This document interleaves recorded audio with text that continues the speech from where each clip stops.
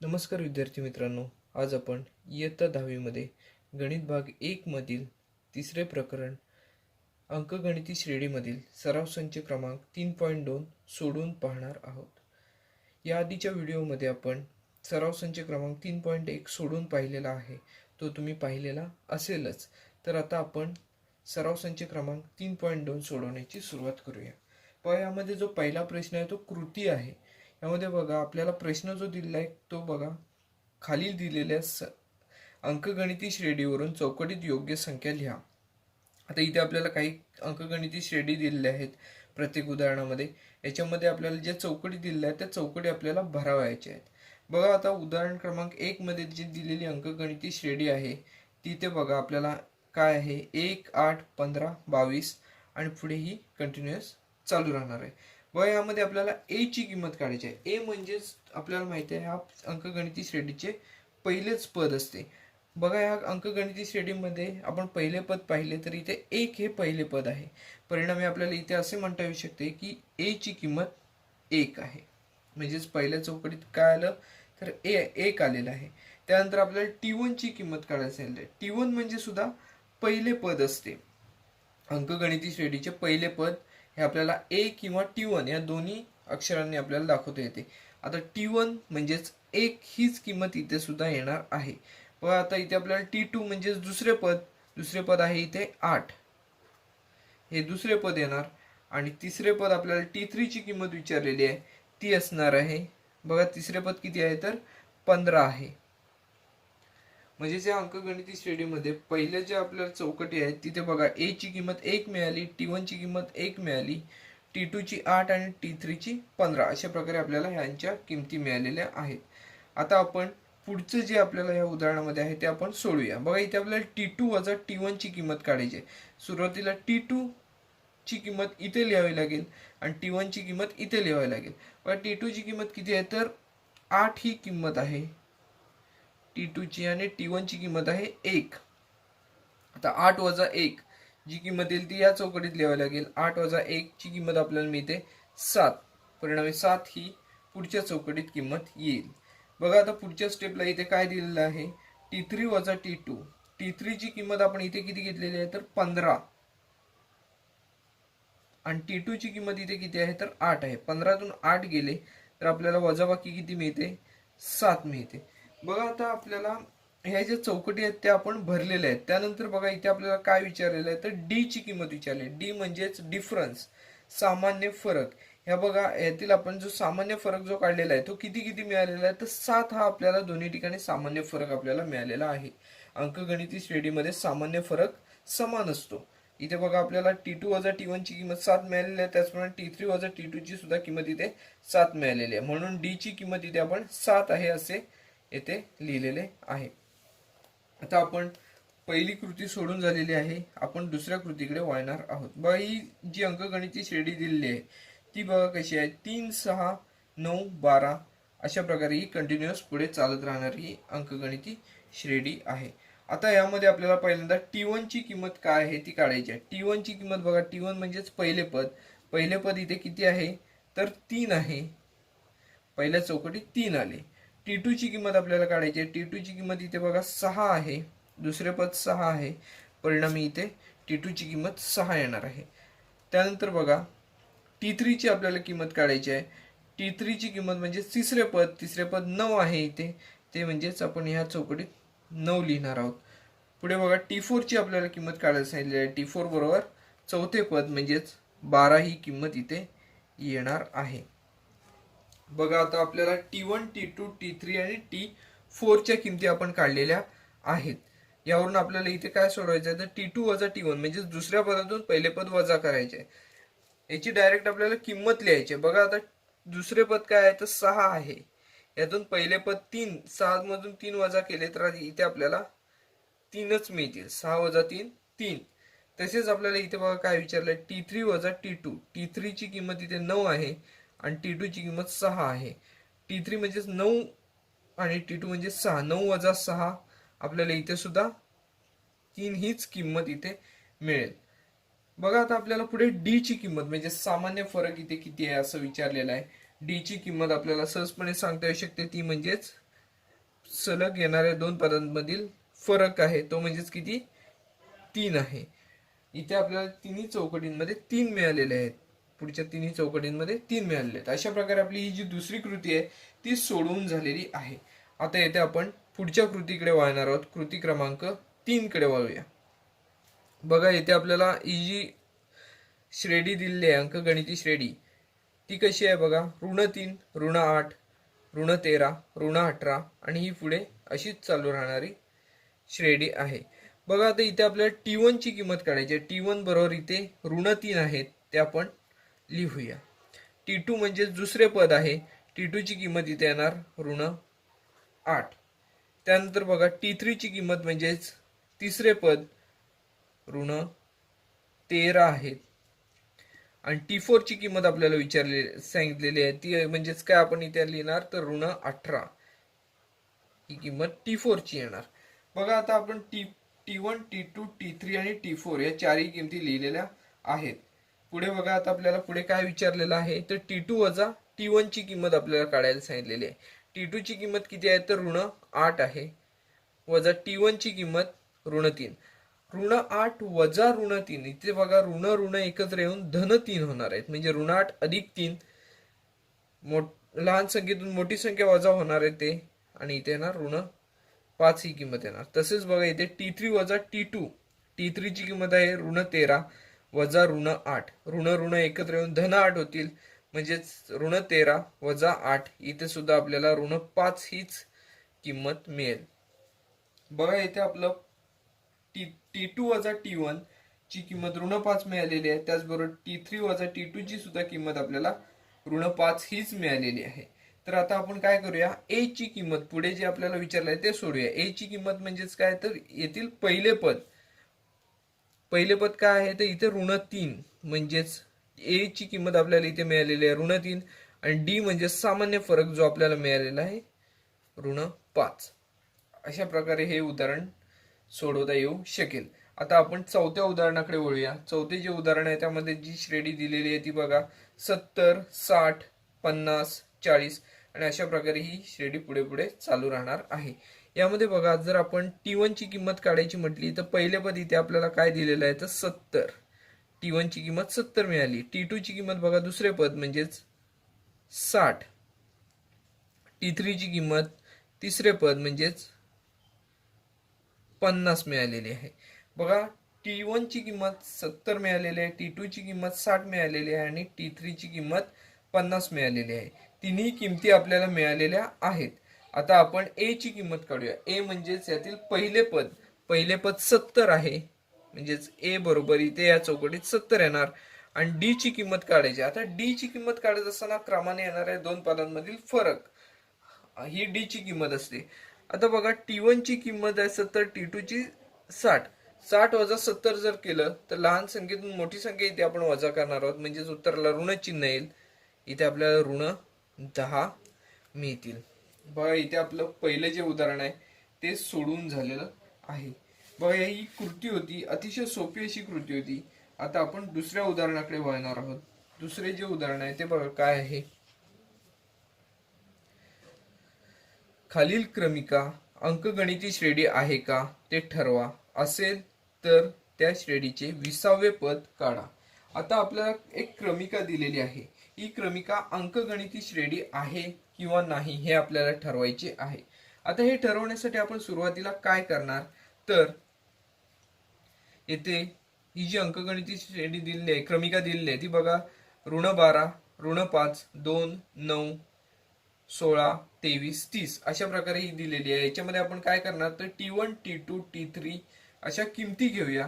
T4 पर्यंतच्या किमती घेऊया आणि सामान्य फरक जो आहे तो समान येतोय की भिन्न येतोय तो पाहूया. बघा येथे T1 बरोबर पहिले पद म्हणजेच -12 आहे. T2 बरोबर -5, T3 बरोबर 2, T4 बरोबर 9 आणि T5 बरोबर 16. बघा एवढंच आपण घेऊया. पुढची जी पदे आहेत ती घेण्याची आवश्यकता नाहीये. सुरुवातीला आपण सामान्य फरक जो आहे तो काढूया. बघा पहिले दोन पदांमधील फरक आधी काढूया आपण. T2 वजा T1. बघा T2 ची किंमत आपल्याला ऋण 5 आहे, वजा इथे किती आहेत तर ऋण 12.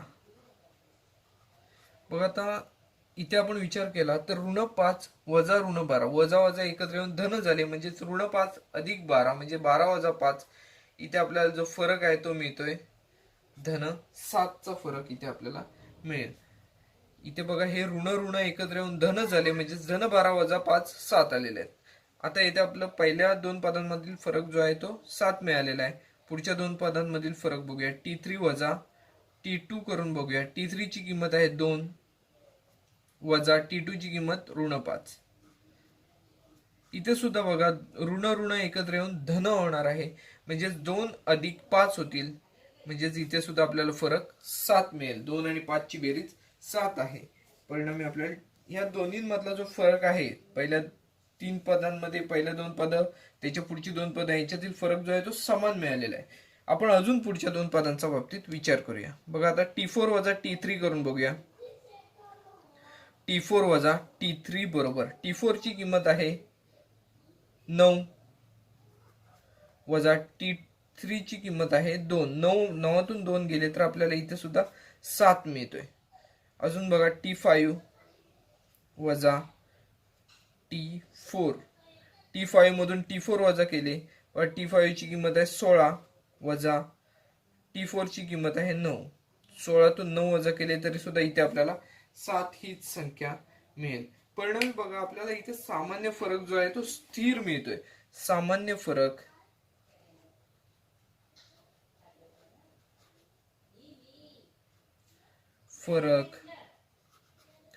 बरोबर डी बरोबर आपल्याला सर्व ठिकाणी 7 हाच मिळालेला आहे. म्हणजेच काय, सामान्य फरक हा स्थिर आहे. सामान्य फरक स्थिर आहे असं इथे आपल्याला दिसून येत आहे. इथे सामान्य फरक स्थिर आहे, म्हणून आपल्याला इथे काय म्हणता येऊ शकतं, तर ही क्रमिका अंकगणिती श्रेणी आहे. म्हणून ही क्रमिका अंकगणिती श्रेणी आहे. अंकगणिती श्रेणी आहे असे इथे आपल्याला म्हणता येऊ शकतं. श्रेणी आहे. बघा आता आपल्याला इथे पहिला जो प्रश्न विचारला होता त्याचं उत्तर आपल्याला मिळालेलं आहे. अंकगणिती श्रेणी आहे का ते ठरवा. तर आहे असं आपण ठरवलं. आता पुढे बघा काय विचारलेलं आहे. असेल तर त्या श्रेणीचे 20वे पद काढा. आता 20वे पद काढायचं आहे, त्यासाठी आपल्याला सूत्र लिहावं लागेल. आपल्याला सूत्र माहिती आहे. Tn बरोबर A अधिक कंसामध्ये n वजा 1 गुणिले D हे सूत्र आहे. म्हणजे आपल्याला T20 च किंमत काढायची, म्हणजे T20 म्हणजे T20 म्हणजे 20वे पद, या श्रेणीचे 20वे पद जे आहे त्याची आपल्याला किंमत काढायची आहे. तर आता 20वे पद काढण्यासाठी n ची किंमत आपण 20 घेऊया आणि सोडूया. A म्हणजेच काय आहे, तर पहिले पद आहे. पहिले पद आपल्याला काय माहिती आहे, तर ऋण 12 आहे, अधिक n ची किंमत 20 आहे. 20 वजा 1 गुणिले D ची किंमत आपण किती काढलेली आहे, तर 7 काढलेली आहे, गुणिले 7. D म्हणजेच 7. सामान्य फरक जो आहे तो त्याची किंमत म्हणजेच D ची किंमत असणार आहे ती म्हणजे 7 आहे. बघा आता आपण 20वे पद काढण्यासाठी हे सोडवूया. ऋण 12 अधिक 20 वजा 1 19 गुणिले 7. आता 19 गुणिले 7 यांच्या हा गुणाकार सुरुवातीला आपल्याला करावा लागेल. बघा ऋण 12 अधिक 133. 19 गुणिले 7 तर 133 आहे, आपल्याला माहिती आहे. बघा आता आपल्याला ऋण 12 अधिक 133 यांची वजाबाकी करावी लागेल, कारण चिन्ह यांना दोन्हींना पण भिन्न आहेत. 133 मधून 12 गेले तर आपल्याला इथे 121 मिळतील. बघा आता आपल्याला इथे आपण काय केलं, सुरुवातीला ही क्रमिका अंकगणिती श्रेणी आहे असं ठरवलं आणि त्यानंतर 20वे पद जे आहे ते आपण इथे मिळवलेले आहे. ते आपल्याला किती मिळालेलं आहे तर 121 आहे. मग आता आपण शेवटलं वाक्य लिहूया. ही क्रमिका किंवा दिलेली क्रमिका अंकगणिती श्रेणी आहे. अंकगणिती श्रेणी आहे व तिचे 20वे पद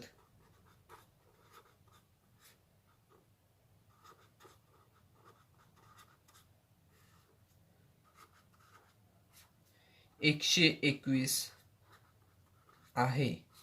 हे आपल्याला सोडवून या प्रश्नाचे उत्तर मिळालेले आहे. बघा, आपल्याला अशाच प्रकारे पुढचेही उदाहरण सोडवायचे आहे. हे जे उदाहरण आहे ते आपले सोडून झालेले आहे. अतिशय सोपे असे उदाहरण आहे. तर आपण सराव संचातील तिसऱ्या उदाहरणाकडे वळणार आहोत. बघा, तिसरे जे उदाहरण आहे ते काय आहे तर दिलेली अंकगणिती श्रेणी 12, 16, 20, 24 आहे. तर या श्रेणीचे 24वे पद आपल्याला काढायला इथे सांगितलेले आहे. आता या श्रेणीमध्ये आपण काय करणार, सुरुवातीला T1, T2, T3, T4 यांच्या किमती घेऊया आणि पहिल्यांदा D ची किंमत घेऊया आणि A ची किंमत काय आहे ती ठरवूया. बघा, येथे आपल्याला A ची किंमत जी आहे ती मिळेल. पहिले पद अंकगणिती श्रेणी आहे ती आधी आपण लिहून घेऊया. 12, 16, 20, 24 अशा प्रकारे ही अंकगणिती श्रेणी आहे. म्हणजेच यामधील पहिले पद म्हणजेच ए असणार आहे ते म्हणजेच 1 आहे. येथे T1 ची किंमत सुद्धा 1 आहे. T2 ची किंमत आहे 16, T3 ची किंमत आहे 20 आणि T4 ची किंमत आहे 24. तर येथे आपण सामान्य फरक जो आहे तो आधी काढून घेऊया. म्हणजेच D ची किंमत सामान्य फरक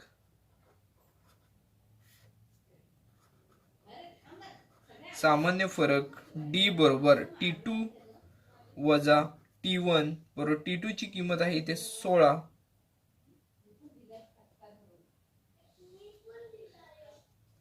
बघा A ची किंमत 12 आहे, आपण 1 लिहिलेली होती. T2 वजा T1, T2 ची किंमत आहे 16 वजा 12. 16 मधून 12 गेले तर आपल्याला इथे 4 मिळतील. म्हणजे आपल्याला D ची किंमत इथे काय मिळालेली आहे तर 4 मिळालेली आहे. A ची किंमत मिळालेली आहे 12. तर यावरून आपण 20वे जे पद आहे 24वे जे पद आहे ते आपण काढायचे आहे. मग आता आपण सूत्र लिहून घेऊया. सूत्र आहे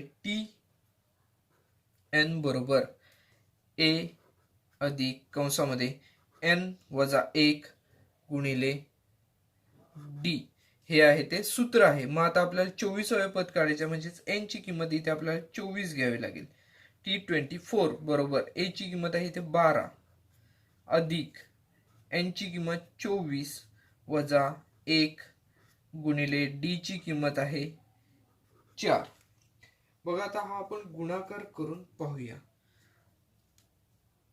पुढची स्टेप जी आहे ती कशी होईल बघा. कंस आधी सोडूया. 12 अधिक 24 वजा 1 23 गुणिले 4. बघा, या स्टेप मध्ये आपल्याला सुरुवातीला गुणाकार करून पाहावा लागेल. 12 अधिक 23 गुणिले 4 92.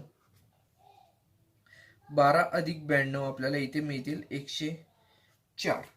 म्हणजेच बघा, आपल्याला या अंकगणिती श्रेणीचे 24वे जे पद शोधायचे आहे ते पद आपल्याला किती मिळालेले आहे तर 104 हे पद मिळालेले आहे.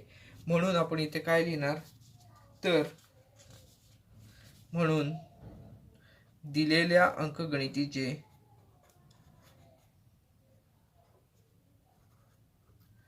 अंकगणिती श्रेणीचे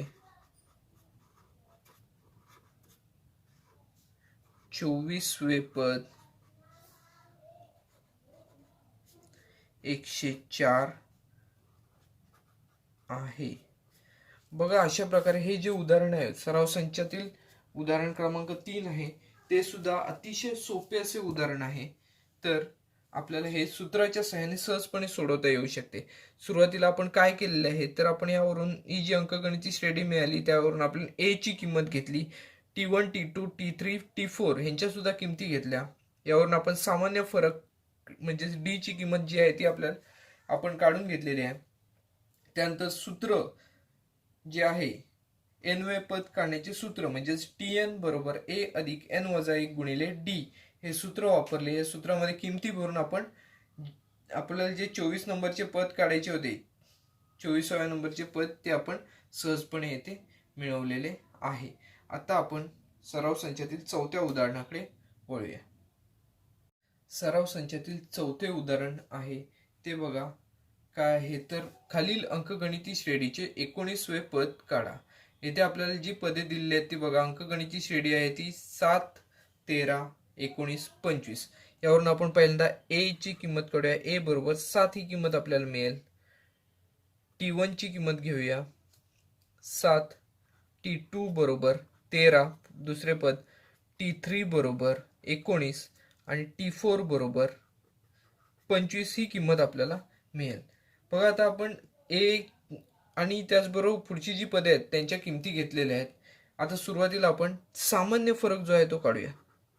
सामान्य फरक म्हणजेच डी बरोबर T2 वजा T1. व डी ची किंमत T2 ची किंमत आहे 13 वजा T1 ची किंमत आहे 7.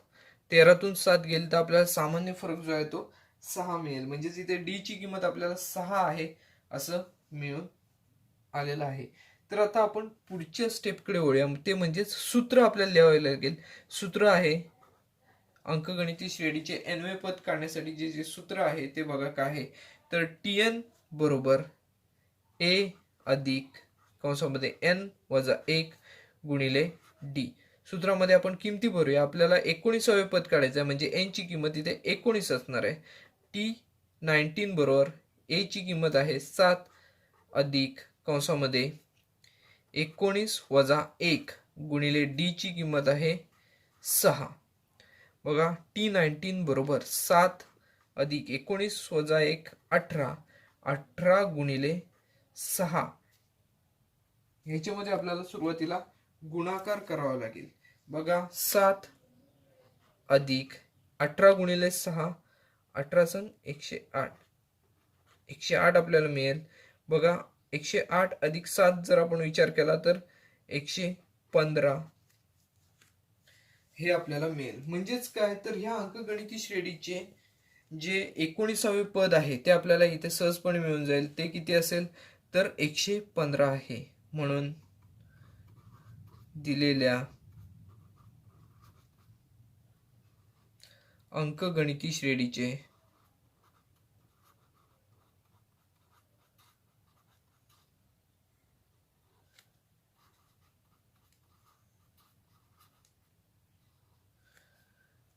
एकोणीसवे पद 115 आहे असे आपल्याला ह्या उदाहरणावरून मिळून येईल. बघा हे उदाहरण अतिशय सोपे आहे. आपण स्टेप बाय स्टेप जसं आपण पहिलं जे उदाहरण होतं या आधी सोडवलेलं ते सोडवलं त्याचप्रमाणे हे सुद्धा उदाहरण आपण स्टेप बाय स्टेप सोडवलं आणि सोडवणं अतिशय सोपं आहे. बघा आता आपण पुढच्या उदाहरणाकडे वळूया. या सराव संचातील 5वे जे उदाहरण आहे ते बघा.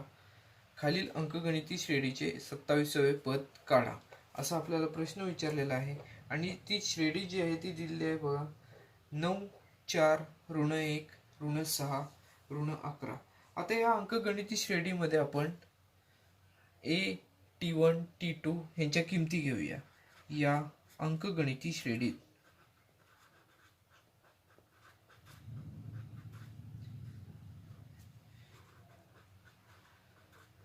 बघा A ची किंमत आहे ते A म्हणजेच पहिले पद तर 9 म्हणजेच T1 ची किंमत आहे ते 9. T2 ची किंमत आहे 4. T3 ची किंमत आहे ऋण 1. T4 ची किंमत आहे ऋण 6. आता येथे आपण सामान्य पद जे आहे सामान्य फरक जो आहे तो आपण काढूया. सामान्य फरक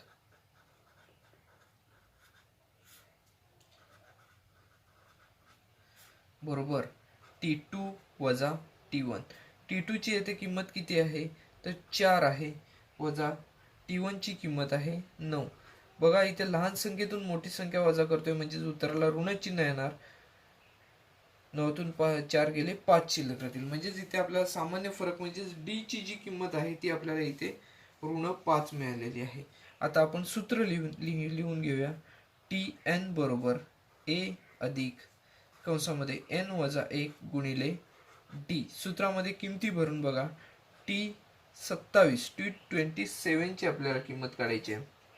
n ची किंमत म्हणजे 27 आहे. a बघा 9 आहे, अधिक 27 वजा 1 गुणिले डी ची किंमत इथे ऋण 5 आहे. बघा आता आपण ही जी वजाबाकी आहे ती करूया. कंसातील 9 अधिक 27 वजा 1 26 होतील. 26 गुणिले ऋण 5 येतील. बघा 26 गुणिले ऋण 5 आपल्याला ऋण 130 मिळतील. म्हणजेच 9 अधिक कंसामध्ये ऋण 130 मिळतील. बघा 130 ला ऋण चिन्ह असल्यामुळे 9 वजा 130 होतील.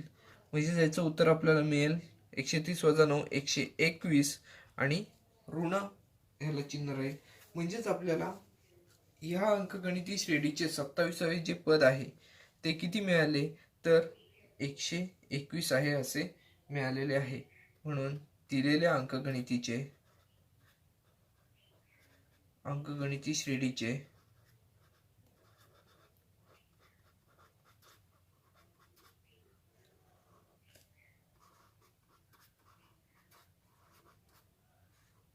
सत्ताविसावे पद ऋण 121 आहे असे आपल्याला यावरून मिळालेले आहे. तर पहा, आपले सराव संचातील पहिली 5 जी उदाहरणे आहेत ती सोडून झालेली आहेत. उरलेली जी उदाहरणे आहेत ती याच अनुषंगाने आपल्याला सोडवायची आहेत. तर व्हिडिओ आवडला असल्यास नक्कीच लाईक करा, चॅनल सबस्क्राईब करा. धन्यवाद.